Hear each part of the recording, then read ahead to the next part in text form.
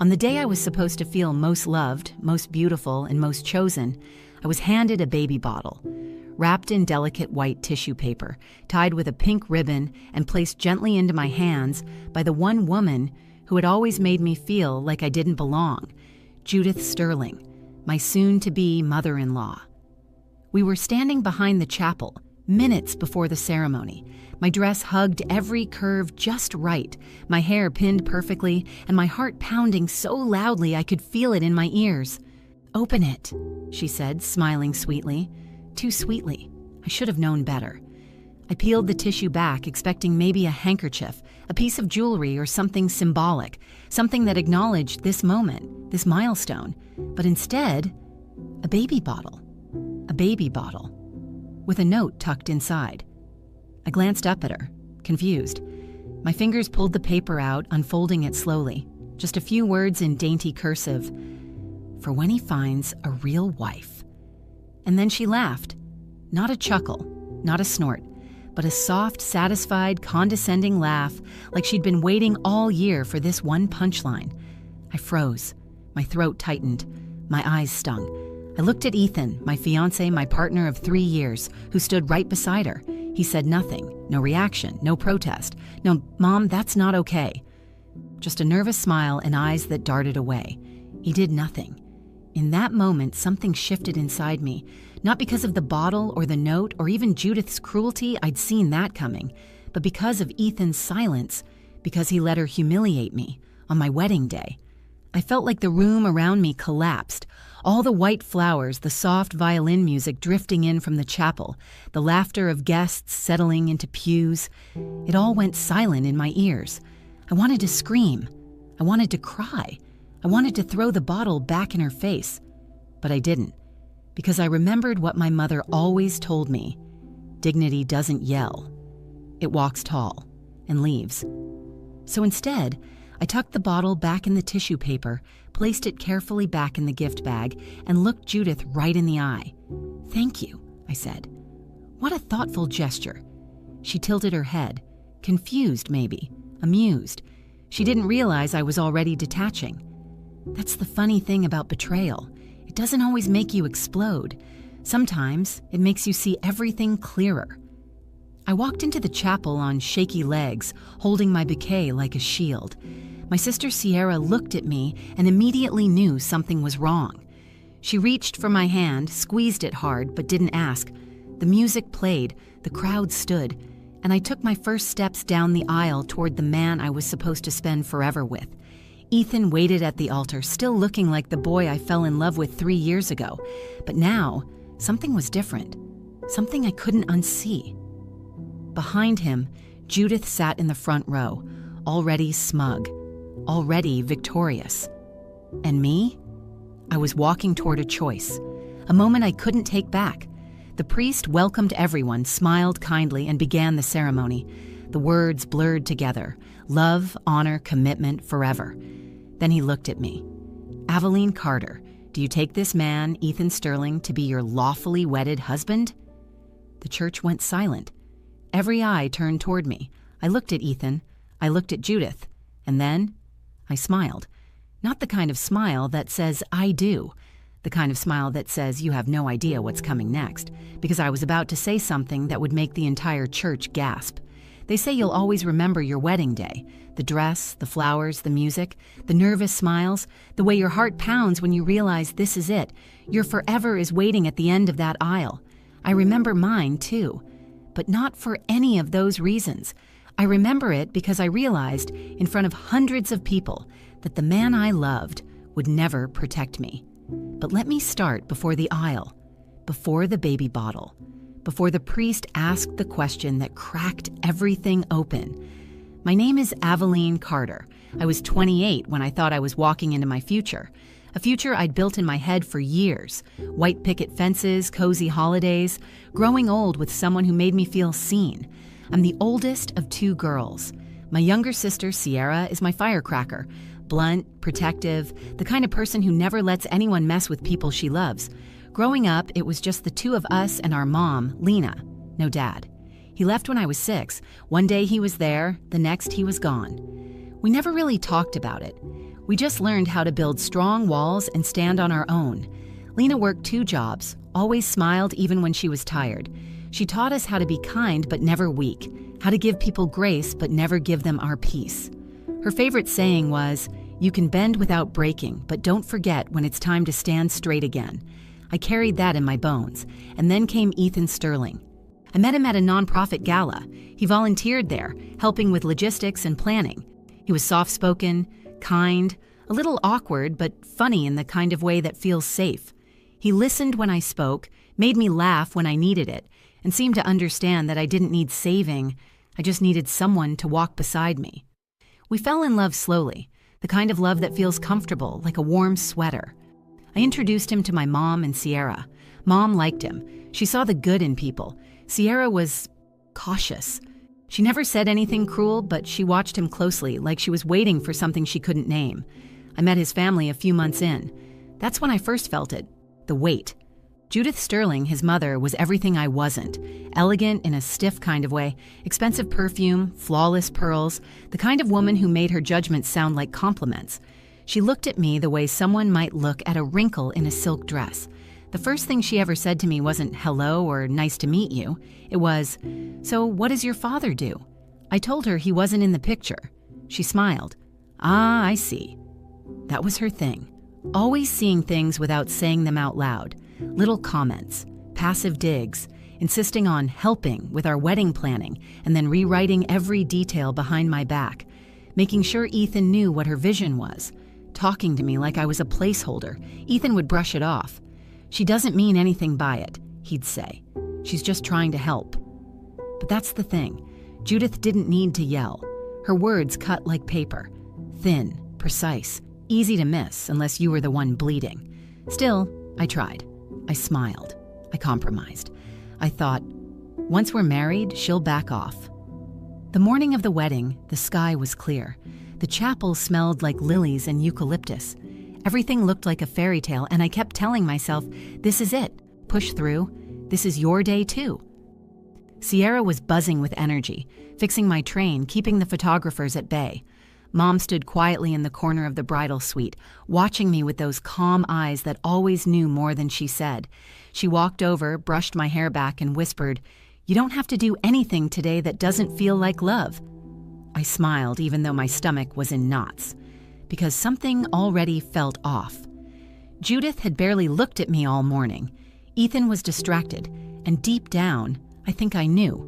This wasn't my fairy tale. But I walked forward anyway, because I believed in commitment, because I believed in choosing love even when it was hard. I just didn't know yet that I was the only one doing the choosing. The chapel was full. Rows of friends and family, all dressed in soft pastels, turned their heads as the organ began to play.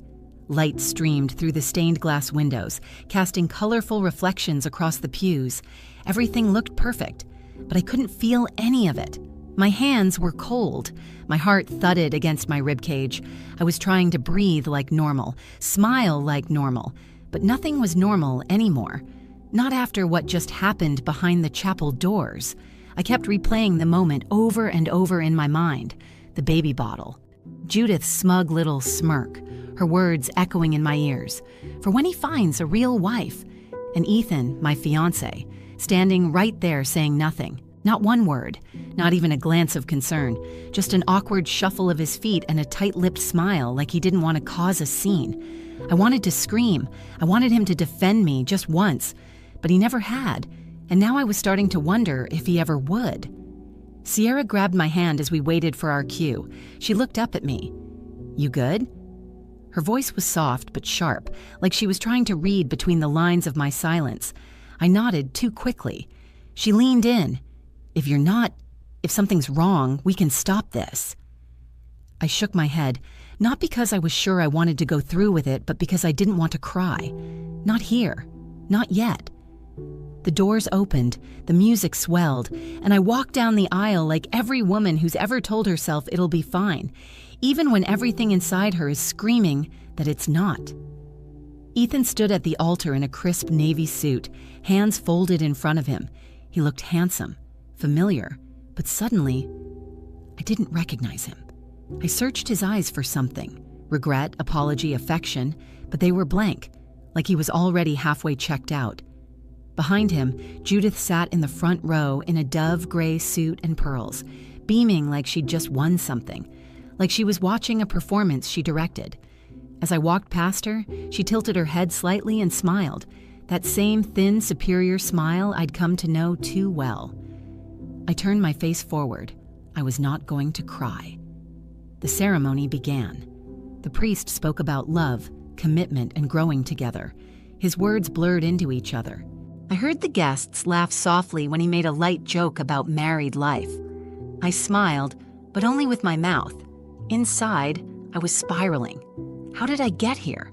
When did I start ignoring the signs?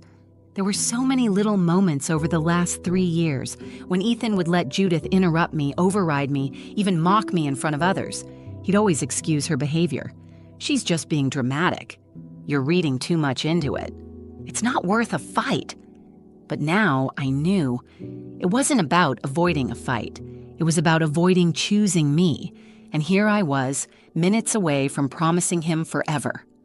My chest tightened. I glanced at my mom, who was sitting on the edge of her seat, eyes locked on me. She looked calm, but I could tell she knew I was unraveling.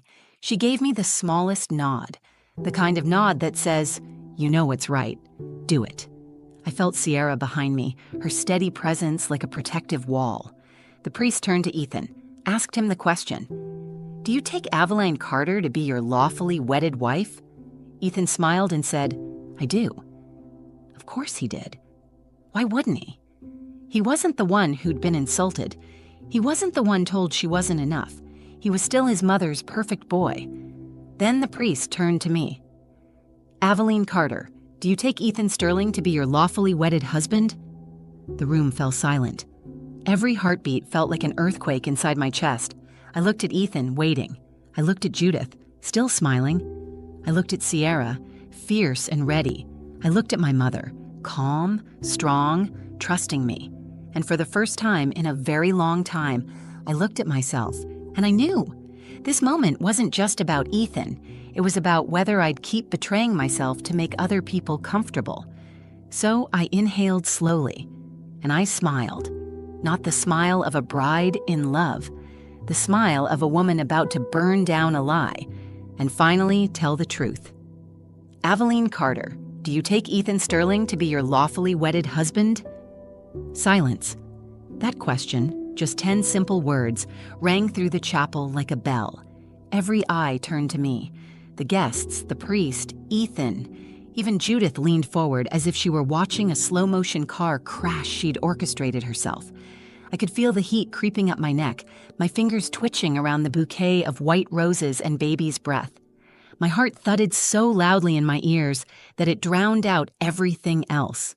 I stood there in my satin gown, veil tucked back, surrounded by candlelight and perfection, and I was drowning. But here's the thing no one tells you about drowning. It's not always violent. Sometimes it's quiet. Sometimes you smile as it happens. I looked at Ethan, the man I had laughed with, dreamed with, kissed under Christmas lights, the man I once thought I'd grow old beside. He looked back at me with that same expectant expression he'd worn for years. Software, blank, silent. The kind of face that asks nothing and promises nothing. He didn't even look nervous. He looked resigned, like he assumed I'd just go along with it, because I always had. And then slowly, something shifted. It wasn't anger, not yet. It was grief. Grief for the girl I used to be, the girl who made excuses for people, who told herself love meant patience even when it meant pain, who shrank a little more every time she swallowed her truth to keep someone else comfortable.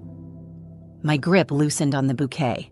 I looked out at the guests, friends, co-workers, distant relatives, people I barely knew, people I loved, people who didn't know what I had just endured behind those chapel doors. And then my eyes found Mom. She was sitting tall. Her lips were pressed tight, but her eyes were soft, steady. They weren't pleading. They weren't scared. They were waiting. Not for me to say yes. Not for me to go through the motions, but for me to choose me. Next to her sat Sierra, with her jaw clenched and her hand gripping the edge of the pew, like she was ready to run up there and drag me out herself if I needed it. I felt them both holding space for me, giving me permission to walk away, even if it meant walking alone. That was when I remembered something Mom used to tell us growing up. Sometimes the bravest thing you'll ever do is stop explaining and just act. So I did. I let the silence linger 1 second longer, then I turned, slowly, to the priest. My voice came out calm, clear, stronger than I expected. No. The word sliced through the air like a blade. There was a gasp, not from one person but from the entire church. A ripple of stunned breaths and sharp whispers. I didn't flinch. I turned to Ethan. I don't take you, Ethan, because you haven't really been mine for a long time. You've always belonged to her. I nodded toward Judith. A few guests turned in their seats to look at her. Judith's face didn't move, but I could see the color drain from her cheeks. You stood there and watched your mother humiliate me. You said nothing. You let it happen. I stepped forward, holding out the small white gift bag I'd carried up the aisle with me. The same one she handed me minutes before the ceremony. This, I said, pulling the baby bottle out slowly, was your mother's wedding gift to me, along with a note that said, "For when he finds a real wife." Gasps again, murmurs. I held it up high so everyone could see. And he stood there, said nothing, just smiled. I walked to the front row and placed the bottle gently at Judith's feet. "You can keep it. I don't need it." I turned back to Ethan. He opened his mouth, but no words came out. I wanted a partner, not someone who watches me drown and calls it calm. Then I turned to the priest and said quietly, "I think this ceremony is over." I took a breath, turned away from the altar and walked down the aisle, alone. My heels clicked against the hardwood floor like a drumbeat. Click, click, freedom. And then as I reached the halfway point, I heard something behind me. Applause. It started small, just 1 or 2 people, but it grew. My mom was on her feet. So was Sierra. Then a few more guests. Then more. People were crying, nodding, smiling, some in shock, but none of it mattered, because I had just done the hardest thing I'd ever done. And for the first time in a long, long time, I felt light. My heels echoed through the chapel as I walked away from the altar, bouquet forgotten, veil trailing like a ghost behind me. I didn't look back, not at Ethan, not at Judith, not at the faces frozen in shock, but I heard them. Gasps, whispers, some laughter, nervous, uncertain, and then applause. It started with my sister. Sierra stood up so fast her chair screeched backward. She clapped, loud and proud, her face glowing like someone who'd been waiting years to see the truth land right where it belonged. My mom followed, elegant, strong, tears in her eyes, but a smile blooming across her face like spring after a long winter. And then, one by one, others joined in. Not everyone, of course. Some sat stiff, horrified, scandalized, probably the same people who gossiped behind closed doors and told their daughters to be quiet to keep the peace. But enough people stood, enough clapped, enough believed what I had done wasn't madness. It was bravery. I didn't expect it, but the sound lifted me. It wrapped around me like a blanket. Not applause for a performance, but recognition. A silent agreement. We see you. We get it. But not everyone clapped. I passed Ethan's best man, his college roommate, Jared, who looked pale and uncertain. His girlfriend nudged him, whispering something I couldn't hear. I passed Ethan's aunt, who looked away like she was ashamed. Not of me, but of what she now saw in her nephew. And I passed Judith, still sitting, still frozen. Her mouth slightly open, her fingers gripping her clutch so tightly her knuckles had gone white. The baby bottle sat at her feet like a grenade she hadn't expected to go off in public. She didn't clap. Of course she didn't. I paused for a moment beside her row, just enough for her to know I wasn't scared of her anymore. I looked her in the eye, and for once, she didn't look back with that smug superiority. There was no smirk, no clipped laugh. There was fear. Because for women like Judith, power isn't in love or joy or grace. It's in control. And I had just taken it away, in front of everyone. I didn't need to say anything. My silence was louder than anything I could have shouted. I kept walking. By the time I reached the chapel doors, Sierra had caught up to me. She grabbed my hand, breathless and teary-eyed. "That was the most badass thing I've ever seen," she said. I let out a shaky laugh. "I think I'm gonna throw up," she grinned. "Totally fair. Want me to hold your hair back?" We both laughed, and then, like magic, the tension cracked off me like old armor. My shoulders dropped. My chest opened. I hadn't even realized how long I'd been holding myself tight, bracing for impact, for judgment, for the backlash. But now I'd faced it, and I was still standing. We stepped outside into the sun, and it felt like the world had changed. Behind us, the chapel doors remained open, voices still echoing from inside. People murmured, argued, processed, but none of it touched me anymore. Ethan never followed me out. Not that day, not the next, not ever. No texts, no calls, not even a message through a mutual friend. I heard through someone later that he left the reception early with his mother and didn't say much on the way out. Apparently, Judith was deeply embarrassed. I'm sure she was. For herself? Probably not. For losing control? Absolutely. And Ethan? I realized he hadn't just failed me once. He'd been failing me in quiet, consistent ways for years, and I had mistaken that silence for kindness, for gentleness. But really it was just passivity dressed up as peace, and peace that requires you to stay small? That's not peace. That's a cage. In the weeks that followed, I received messages from guests, some apologizing, some thanking me, a few women telling me they wished they'd had the courage to do what I did years ago. One woman even wrote, "You reminded me I still have a voice. I forgot. Thank you for waking it up." I read that message and cried. Not out of sadness, but release. Because that's when I knew. This story wasn't just about Ethan or Judith or that baby bottle. It was about me, choosing truth over image, power over silence, and freedom over fear. That day, I didn't just walk out of a wedding. I walked back to myself. 3 days after I walked out of my own wedding, I woke up in my childhood bedroom. Same creaky floorboards, same ceiling fan that hummed too loudly, same scent of lavender and old books from the shelf Mom never let anyone dust because, as she says, memories live in settled places. I laid there for a long time that morning, not moving, not thinking, just breathing. For the first time in weeks, my body didn't feel like it was on high alert. My jaw wasn't clenched, my stomach didn't twist, the pressure in my chest gone. I didn't regret leaving, not even for a second. What I did feel was grief. Not because I missed Ethan. I didn't. I missed the version of him I made up, the man I believed he could be, the version of us I'd built in my head for years, clinging to hope like a lifeline.